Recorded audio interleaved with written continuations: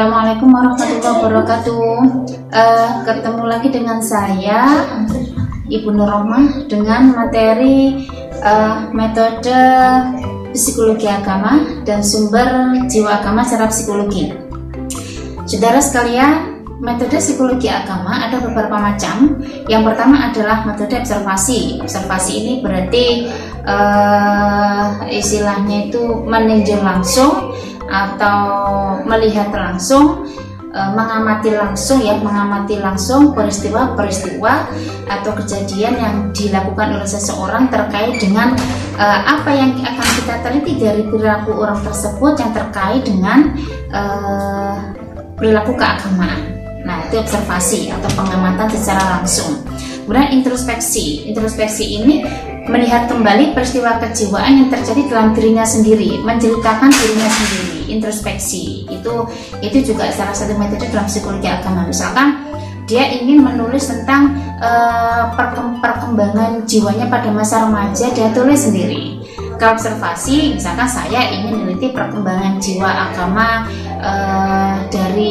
dari Mbak Rina. Mbak Rina itu orang anak atau remaja usia 15 sampai 20 misalkan, atau usia 13 sampai 17 misalkan yang masa remaja. Itu kalau observasi berarti saya datang ke Mbak Rina, observasi langsung bagaimana dan metode ini tidak bisa satu, mesti kalau observasi digabung dengan wawancara misalkan seperti itu.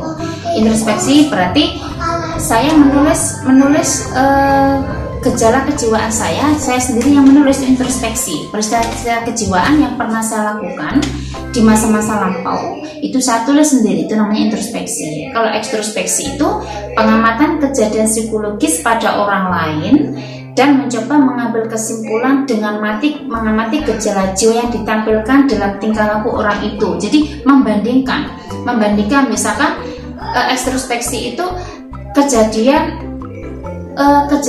yang dialami teman saya ketika usia remaja, itu ketika usia sekian teman saya terjadi demikian.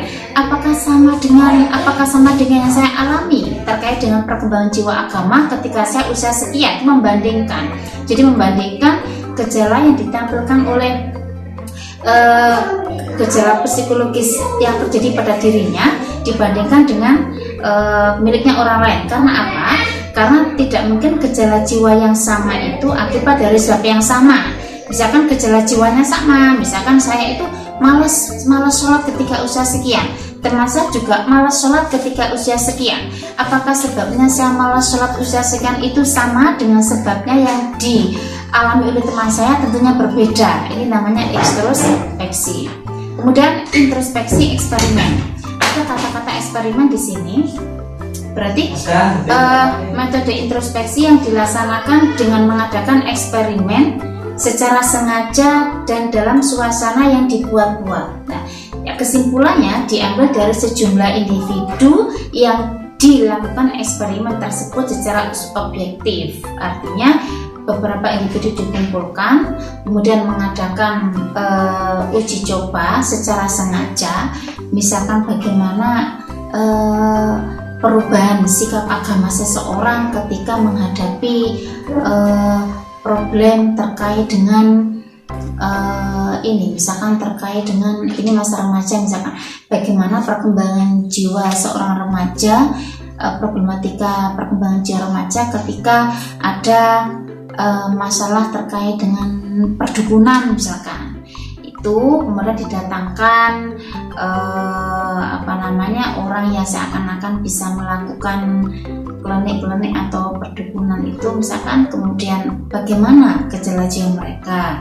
Nah itu tapi itu eksperimen. Nah jadi gejalanya dibuat-buat sehingga dia melakukan ini itu berdasarkan eksperimen yang telah dibuat dengan mendatangkan orang pintar yang terkait dengan dunia perdukunan misalkan, bagaimana dia memahami itu misalkan itu.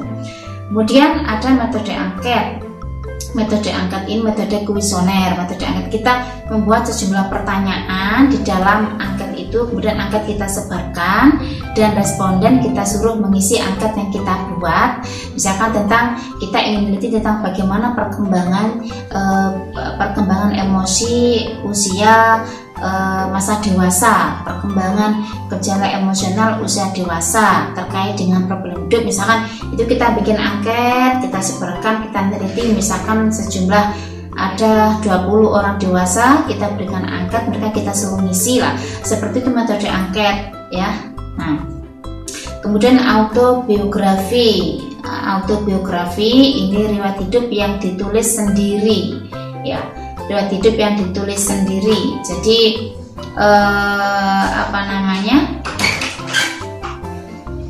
gejala jiwa yang pernah terjadi dialami selama itu ia rekam, ia tulis. Ini autobiografi namanya ya. Tuh.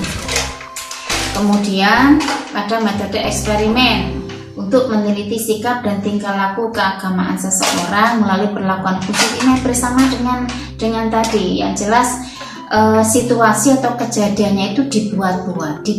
Ingin meneliti perilaku seseorang, yang perilaku seseorang itu akan muncul, tapi munculnya perilaku tersebut karena ada stimulus yang kita bikin, yang kita buat.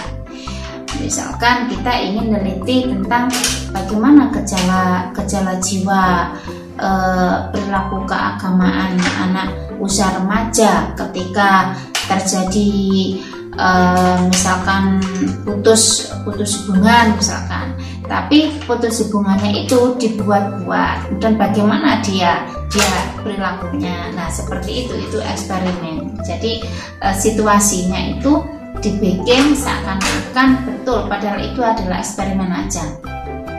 Metode klinis ini untuk menentukan kualitas penyesuaian diri individu dengan menyelaraskan hubungan antara jiwa dan akal.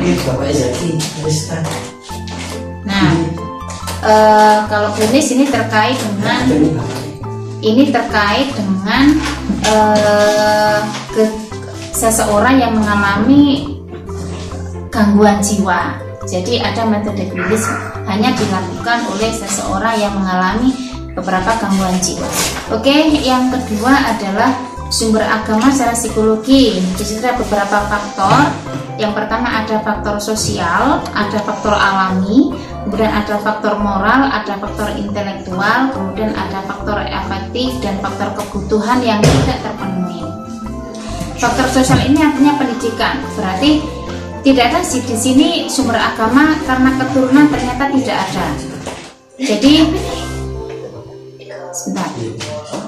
Yang pertama faktor sosial itu dia meyakini akan adanya Tuhan, dia yakin bahwa Allah itu ada, itu karena faktor sosial, artinya melalui pendidikan. Pendidikan yang ditempuh selama hidup, baik dilakukan di rumah, mulai di rumah, di sekolah, di pesantren, itu menerpa dirinya sehingga akan memantapkan keyakinannya bahwa Tuhan itu ada. Jadi ini sumber agama di sini terkait dengan sejauh mana dia menerima Tuhan di dalam dirinya, sejauh mana dia meyakini Tuhan di dalam dirinya sehingga berdampak kepada perilaku hidupnya. Kalau faktor sosial ini terjadi karena faktor pendidikan dan faktor interaksi sosial yang dilakukan selama hidup. Kemudian faktor alami, dia yakin keberadaan Tuhan karena secara alami ini biasanya terjadi ketika seseorang itu melihat fenomena alam. Satu contoh, dia melihat fenomena alam yang sangat indah,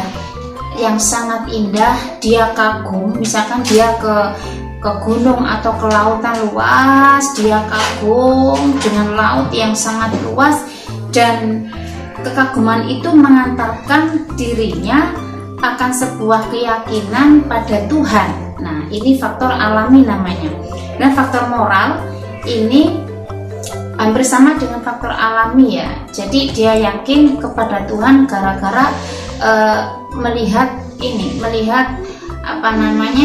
fenomena alam, sehingga secara moral akhirnya dia tunduk dan dia meyakini Tuhan ada, akhirnya berdampak pada perilakunya.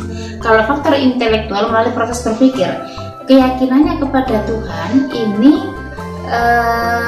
ditambahkan atau semakin mantap dari proses berpikirnya, baik berpikir tentang dirinya, berpikir tentang kejadian alam, berpikir tentang ciptaan, dan berpikir tentang apapun, akhirnya dia yakin bahwa Allah Tuhan itu ada dan menerpa dalam dirinya, sehingga dari berpikir itu akhirnya dia menundukkan kepala dan dia akhirnya memantapkan keyakinannya pada Tuhan. Faktor afektif biasanya ini terjadi, dia akan semakin mantap keyakinan kepada Tuhan itu gara-gara misalkan mendengarkan pengajian atau berzikir sambil nangis, akhirnya perasaannya tersentuh, akhirnya dia yakin pada Tuhan. Setelah mendengarkan khutbah dia nangis, terus dia mantap, akhirnya semakin yakin pada Tuhan. Yang terakhir, karena kebutuhan yang tidak terpenuhi, seseorang jika ada masalah biasanya jatuhnya adalah kepada Tuhan. Dia akan menggantungkan dirinya, menggantungkan masalahnya kepada Tuhan. Dia akan menyerahkan segala urusannya kepada Tuhan. Jadi keyakinannya pada Tuhan diawali dengan adanya masalah hidup yang menyerpa dirinya, sehingga semakin memantapkan keyakinannya pada Tuhan. Oke, demikian yang dapat saya sampaikan pertemuan kali ini. Saya akhiri. Assalamualaikum warahmatullahi wabarakatuh.